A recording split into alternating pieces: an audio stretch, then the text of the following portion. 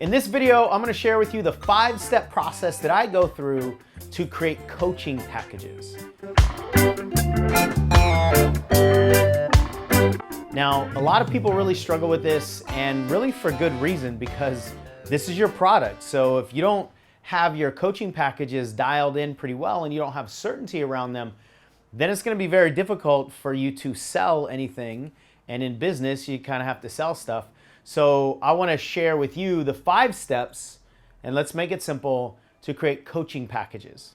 We publish videos on this channel every single week, so make sure you're subscribed and click the little bell icon so that you get a notification every time we go live or every time we publish videos, because you don't want to miss anything.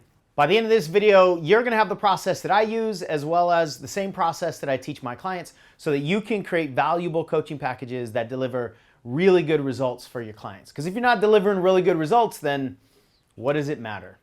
If you don't know me, I'm Sean Smith. I am the founder of Elite Coaching University, where we teach you the skills to be a better coach and the strategies to build a bigger business. I've been in this industry for a long, long time. I've been in this conversation about coaching packages, and I've created tons of coaching packages myself. So let's get into the discussion.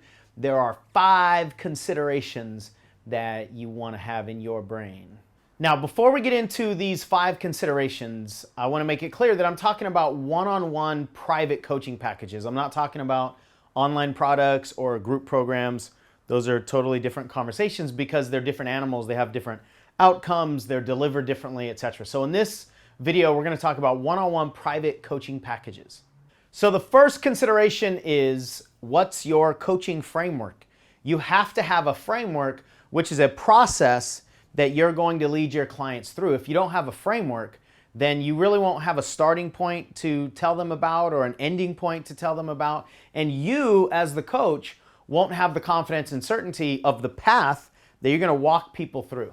So you have to have a coaching framework. If you've been certified in any reputable certification company, then you've got some kind of framework, hopefully. I teach a framework called the Ignite Formula, which is a 6-part framework to get maximum results for your clients. If you haven't seen that video and you want to know more about that, then click on that link there and dive in. Consideration number 2 is, how long should this coaching package be? Now, this industry of coaching really doesn't have any legal standards, so it doesn't have to be any length at all. It can be super short, it can be super long, depending on whatever is going to be the best fit for you and your clients.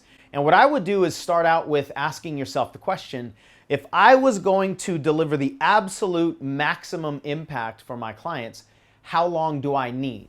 I would start there at least, because if you're not going to start with the maximum amount of support for your clients, then I think you're looking at this the wrong way.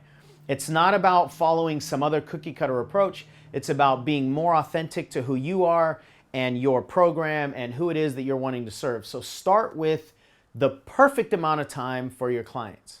Now, if you don't have a rock solid answer to that, or you're waffling back and forth between a couple different lengths, then I would suggest 3, 4, 6, or 12.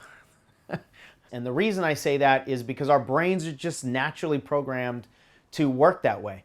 A lot of people think about 90-day goals or 90-day visions, so 3 months is a great time frame to offer people. 4, 6, and 12 are factors of a calendar. So there are 3 sets of 4, there are 2 sets of 6, and obviously there are 12 months in a single year. So people are already used to thinking that way. Whenever you can dive into the thinking patterns that people already have, the better. And I would also offer at least 2 variations of your coaching package. So let's say your ideal time frame is 6 months. I would offer people 3 months. But I would also offer people 12 months. So the ideal solution is that you give them a sandwich. You've got high end, low end, and then something in the middle. I would place your ideal package right there in the middle. Give them a little bit of a break financially if they go higher than that, and charge a little bit more per session or per month if they go lower than that. And studies have shown that when people are given 3 options, most of them, I think like 80 to 90%, choose the one in the middle. So use that to your advantage. Consideration number 3 is how often should I coach? So even if you have a 6-month package or a 12-month package, does that mean you're coaching them every day, or does that mean you're coaching them once a month? What I prefer to offer and I prefer to experience is weekly coaching packages. What we offer are 30-minute phone calls every single week, but we also give our clients the option to do 1-hour calls every other week. And how often you coach can depend on what kind of coaching you're doing. So if you're giving people a lot of assignments in between calls, then having a spread of 2 weeks is probably better than every single week, because if they don't do the assignments or they have questions, they could kind of stack on top of each other. And sometimes I won't talk to a client for several months because of whatever's going on in their life or the size of the project that they're currently working on.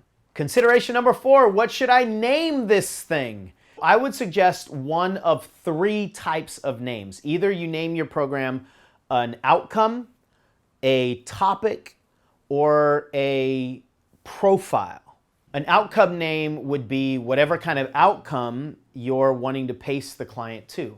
Let's say you're in business coaching, you might have a program called the 10K Club because your outcome is helping people make $10,000. The topic name is whatever topic you're going to be coaching on.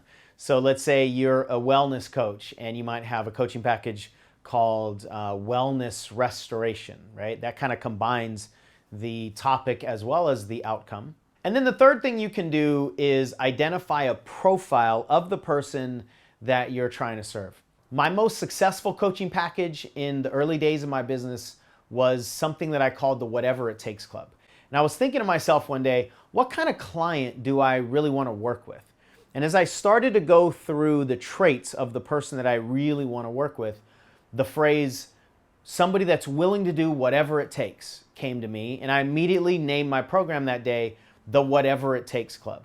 And it's amazing how many people were drawn to that name, and it pulled that trait out of them. And they said, hey, I want to do whatever it takes, so that program must be for me.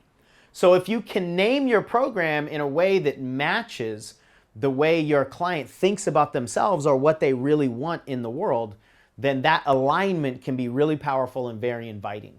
And as with everything, I would absolutely make it aligned with your brand, your personality. Maybe it's a phrase that you say often, something that sticks out a little bit so it makes you distinct and it carries the energy and the essence of the brand. Now, if you want my help in naming your program or you want my feedback on a program name that you already have, go ahead and type that information in the comment section below, and either I or somebody on my team will help you put a name to a program that you've already designed or let you know what we think about the name that you came up with. And the final consideration is, how much should it cost? You know, it's interesting that that's the first question that a lot of coaches are asking. It's just, we've got such a focus around money that the first question is, what should I charge? And I think that's probably because one of our very first questions when we go to buy something is, how much does it cost? But I don't want you to get caught up in the price. And I differ from a lot of other coaches in this area.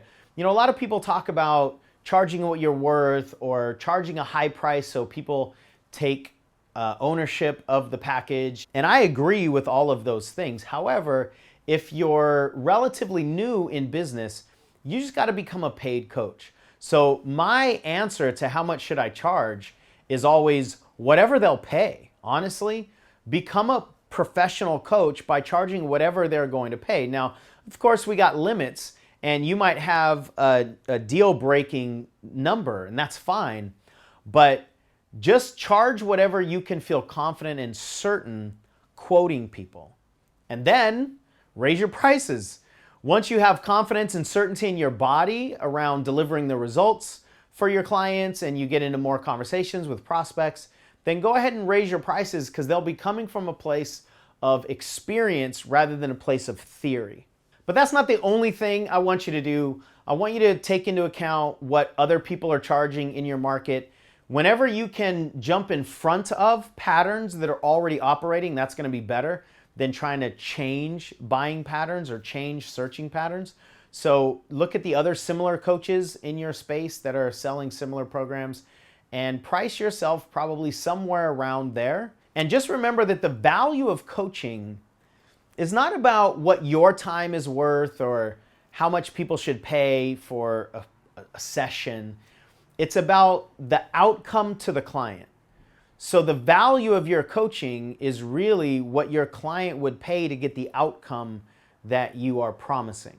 In some spaces, you might only be able to charge 25 bucks an hour. In other spaces, maybe you're a corporate CEO coach and you can charge $5,000 an hour. Even for the exact same coaching sometimes, same framework, but it's a different client, so the value goes higher. If you think about those things, then it won't just be about how valuable you are, because that's pretty much our biggest limiting belief for most of us, and it'll help you price your packages a lot easier.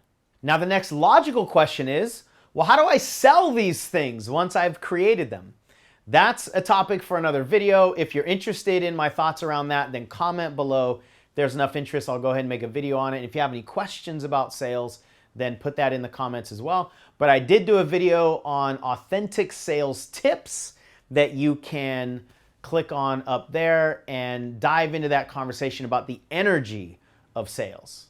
I hope this video has been valuable for you, and I really hope that it's given you some implementable steps so you get your content out there in the world where people need help. That's what it's really about. How many people can we support? And if you want any more support with your business, whether it's the internal game or the strategic game, sign up for a business model makeover session.